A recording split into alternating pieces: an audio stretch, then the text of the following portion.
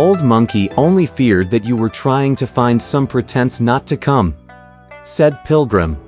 "I don't know any other explanation," one of the two Arhats replied. "Tathagata told the two of us that the demon had vast magic powers. If we lost the golden cinnabar sand," he said, "we should ask Sun Wukong to search for his origin at the place of Laozi, the Tushita Palace of the Griefless Heaven. The demon would be caught with one stroke." When Pilgrim heard this, he said, "That's most despicable. Even Tathagata is trying to hornswoggle Old Monkey. He should have told me right then and there would have been no need for all of you to travel. If Tathagata made such a clear revelation," said Devaraja Lee. "Let the great sage go up there quickly.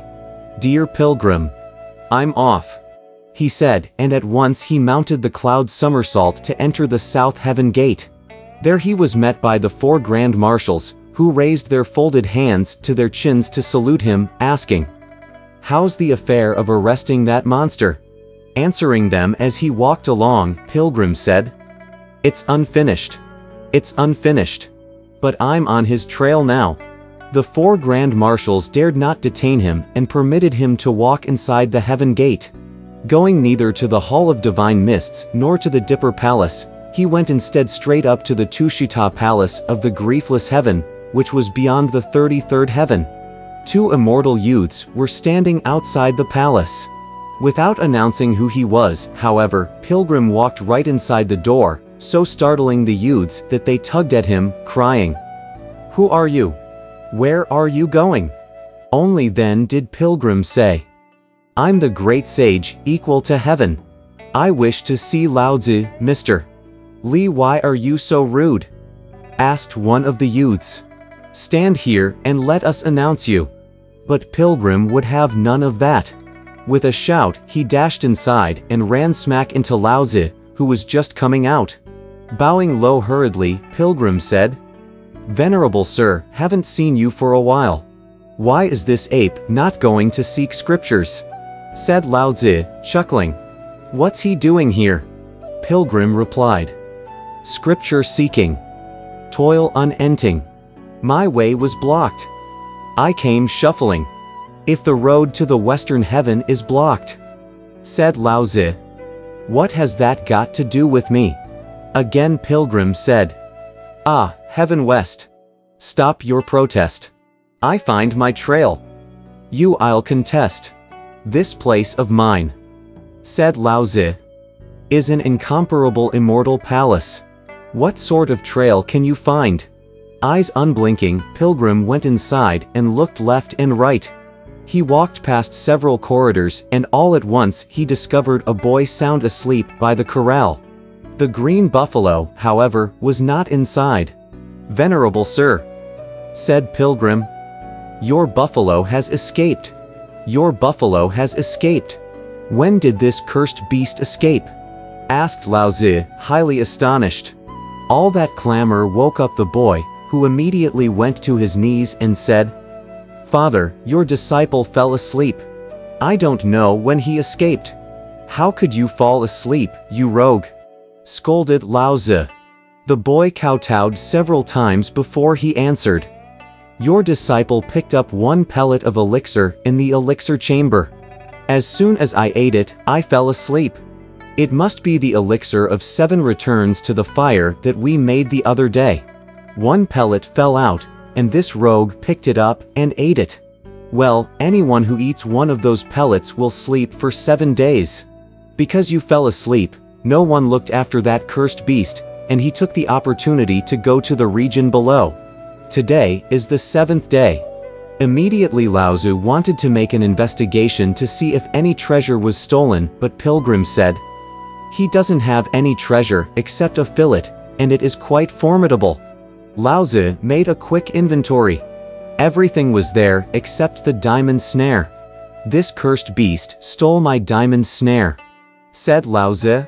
"So, that's the treasure," said Pilgrim. "It was the same snare that hit me that time. Now it's going wild down below, sucking away who knows how many things." "Where's the cursed beast now?" asked Laozi. Pilgrim replied, At the Golden Helmet Cave of the Golden Helmet Mountain.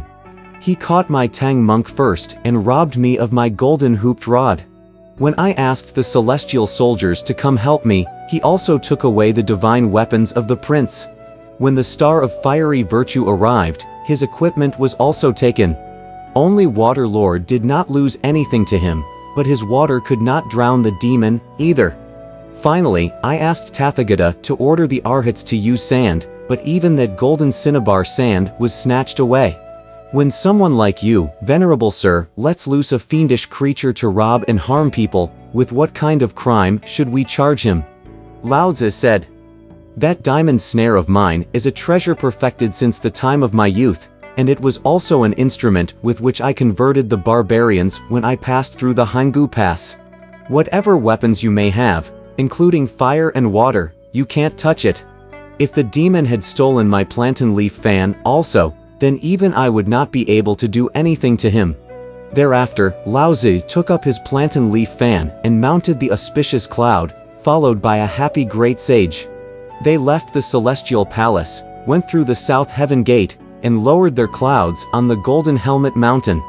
There they were met by the 18 Arhats, the Thunder Squires, Water Lord, Fiery Virtue, and Devaraja Li and his son, to whom they gave a thorough account of what had taken place. "Sun Wukong," said Lao Tzu, "may go again to entice him to come out. I'll put him away, then."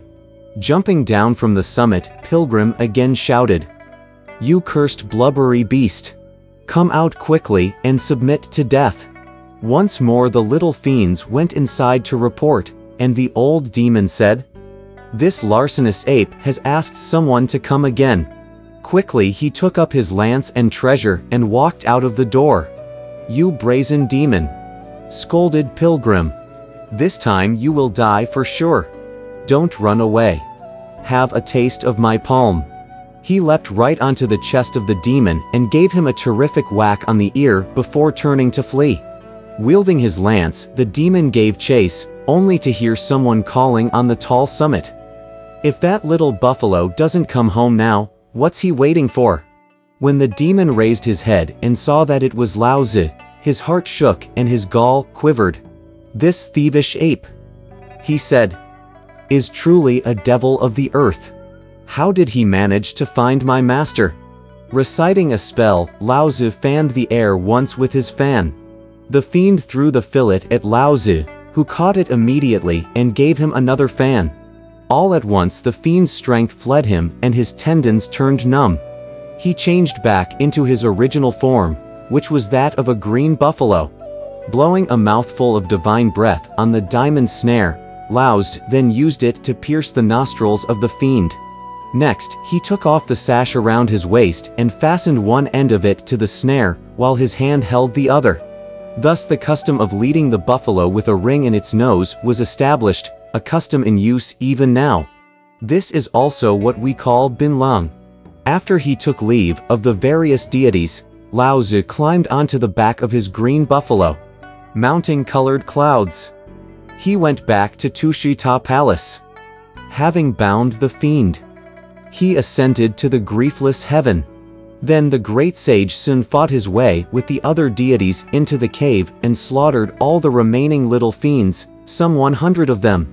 Each of the gods recovered his weapons, after which the father and son team of Devaraja Li went back to heaven. The Thunder Squires to their mansions. Fiery Virtue to his palace. Water Lord to his rivers. And the Arhats to the west. Pilgrim then took back his iron rod and untied the Tang monk, 8 rules, and Sha monk, who also gave thanks to him. After they got the horse and the luggage ready, master and disciples left the cave and found the main road to journey once more. As they proceeded, they heard someone by the road calling, "Holy Tang monk, eat the food first before you go." The elder was terribly frightened. We do not know who it was that called them. Let's listen to the explanation in the next chapter.